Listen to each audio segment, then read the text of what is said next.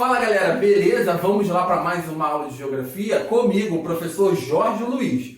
Mas antes, se inscrevam aí no canal e também dá um like aí nos vídeos. Lembrando, nós vamos falar de um assunto que tem tudo a ver com uma aula anterior, que foi sobre o Taylorismo e o Fordismo. Se você quiser, pode relembrar esse conteúdo um pouquinho para assimilação desse novo conteúdo. Qual será o conteúdo dessa videoaula? Crise de 1929. A crise de 1929 tem tudo a ver com o modelo fordista de produção. Mas o que vem a ser o modelo fordista de produção? Então, o Fordismo foi aquele método que proporcionou o aumento da produtividade, aliando a produtividade ao consumo. Lembra? Henry Ford aperfeiçoou o Taylorismo a partir da introdução da esteira rolante no sistema de produção, aliando isso à estratégia de consumo. Qual foi a estratégia de consumo adotada por Ford?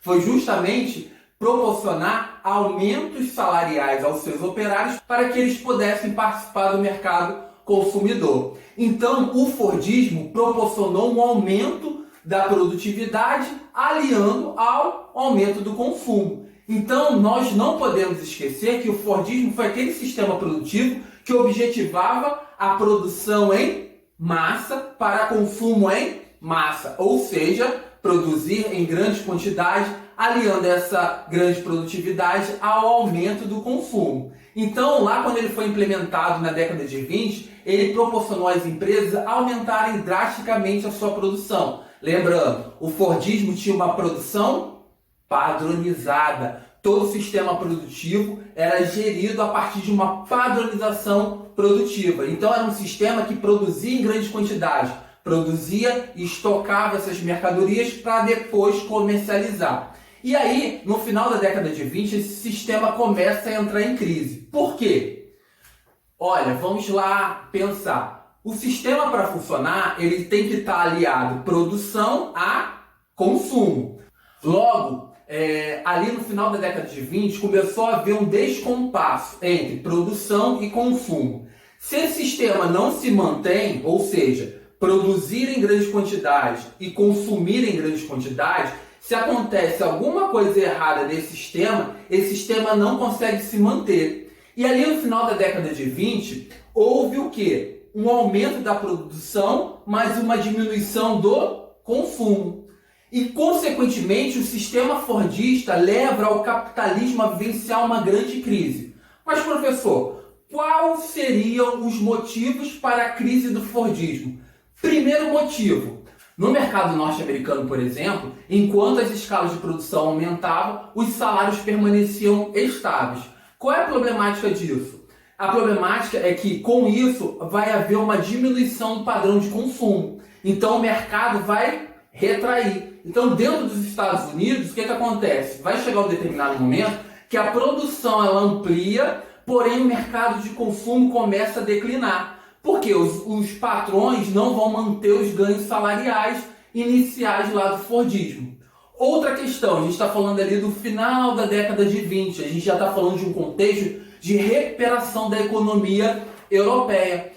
Essa economia europeia que estava ali arrasada após a Primeira Guerra Mundial começa a recuperar. Se a economia europeia começa a recuperar, o que vai acontecer? As exportações americanas vai, de certa forma, diminuir, porque as empresas europeias vão se recuperar e vão passar a competir de igual condição com os Estados Unidos. Então, internamente, se mantém limitada a capacidade de consumo e externamente você diminui, de certa forma, a comercialização dos produtos norte-americanos. Então, esses dois fatores vão contribuir diretamente para uma grande queda da economia norte-americana. Lembrando que os Estados Unidos se figura como a maior economia do mundo e, consequentemente, esses dois processos levam a uma derrubada muito grande dessa economia. Qual vai ser o fator histórico marcante para a crise de 1929?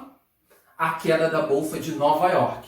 A queda da Bolsa vai representar justamente a grande queda das ações e fruto da grande produtividade e da queda do consumo. E aí vai se colocar em xeque uma doutrina econômica muito importante que vigorava na época, que é o chamado liberalismo econômico, onde o Estado não intervém na economia. Por quê? A crise de 1929 e a crise do grande capitalismo, né, não atinge somente os Estados Unidos, mas atinge todo o mundo. Por exemplo, o Brasil. O Brasil, nesse contexto histórico, é o maior produtor de café. E quem é o maior consumidor do café brasileiro? Justamente os Estados Unidos. Então, o Brasil não vai conseguir vender café. E aí a gente vai ter repercussões internas aqui no Brasil devido a uma crise econômica que está acontecendo lá nos Estados Unidos. E assim sucessivamente em diversos países no mundo. Então, o liberalismo econômico ele não vai mais se manter. O liberalismo econômico é aquela ideia de que o Estado não intervém na economia. O que regula a economia é a chamada lei da oferta e da procura. Lembra? Lei da oferta e da procura. Se eu tenho uma grande oferta de produtos, consequentemente o preço tende a baixar. Mas se muita gente quer comprar aquele produto, o que eu faço com o preço? Aumento. Então, com a crise de 29 e a repercussão por todo mundo, há necessidade de se criar alguma solução. E qual vai ser a solução para a crise de 29? O chamado keynesianismo. Não é um palavrão, tá? É uma doutrina econômica. Essa doutrina econômica é oposta ao liberalismo econômico. Por quê? O keynesianismo, de certa forma, ele vai pregar o quê?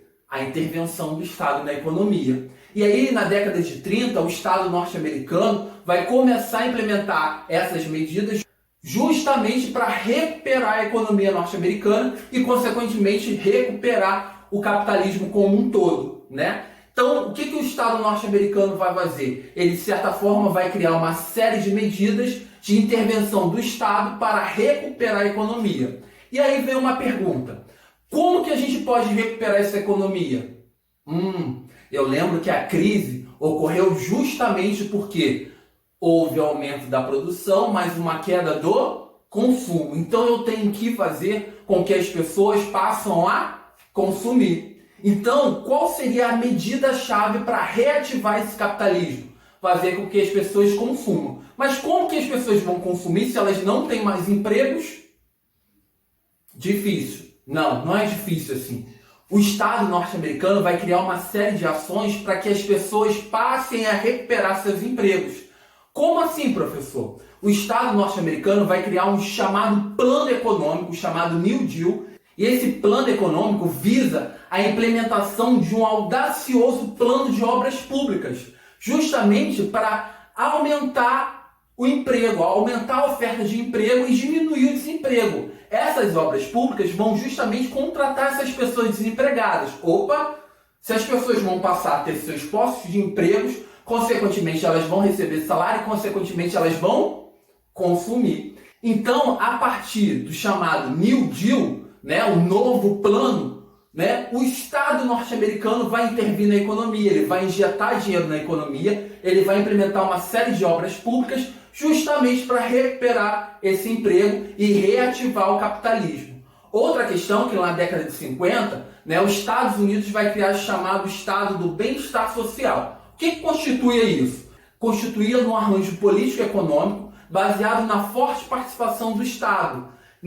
Como que o Estado participava no chamado Estado do Bem-Estar Social? Então, o Estado norte-americano passou, de certa forma, a prestar uma série de serviços sociais, a concessão de benefícios para a sua população, para justamente reativar essa economia. Então, nós temos aí dois exemplos claros de intervenção do Estado na economia, ou seja, o liberalismo ele perde força e que vai ganhar força vai ser justamente o chamado keynesianismo, essa política de que o Estado vai ter que recuperar a economia. Como que o Estado recupera a economia? Criando uma série de ações, intervindo na economia, justamente para recuperar o consumo, E no caso dos Estados Unidos se deu pelo chamado New Deal e pelo chamado Estado do Bem-Estar Social. E aí a economia norte-americana vai ganhar um fôlego e, consequentemente, o Fordismo consegue dar uma nova respirada.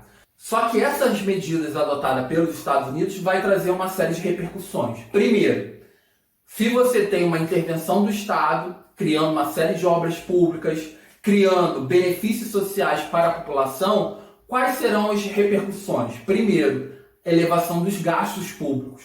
E a elevação dos gastos públicos vai se dar a partir da emissão de maior quantidade de moeda.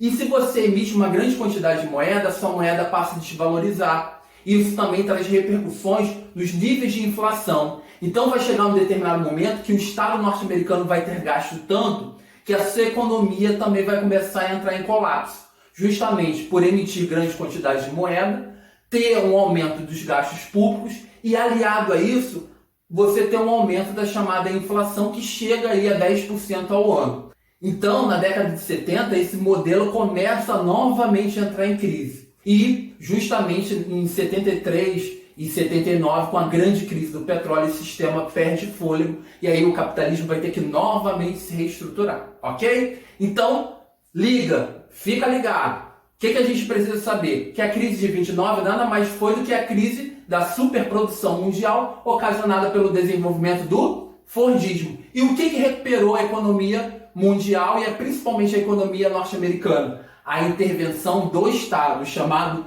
keynesianismo. Ok, galera? Espero que tenham compreendido um pouquinho melhor a matéria. Dá um like aí no canal e compartilhe as informações. Também não se esqueçam de se inscrever no canal. Valeu, abraço a todos, até a próxima.